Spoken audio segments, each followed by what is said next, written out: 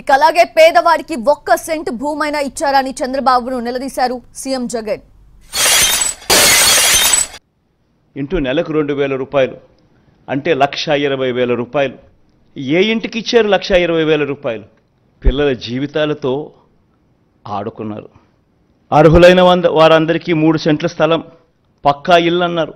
కట్టుకునేందుకు పక్కా ఇల్లు అన్నారు. 3 సెంట్ల స్థలం కదా దేవుడు ఎరుగు. కనీసం 1 సెంటు స్థలమైనా ఏ ఒక్కరికైనా ఇచ్చారా? తల్లి చేతిలో ఒక తల్లి మెడలో మంగళసూత్రం ఒక చెయ్యి లాగేస్తూ ఉంటుంది. వెంటనే ఇంకొక చెయ్యి వచ్చి అడ్డుకుంటుంది. బాబు వస్తున్నాడు, బ్యాంకుల్లో పెట్టిన బంగారం ఇంటికి వస్తుంది అని అడ్వర్టైజ్మెంట్.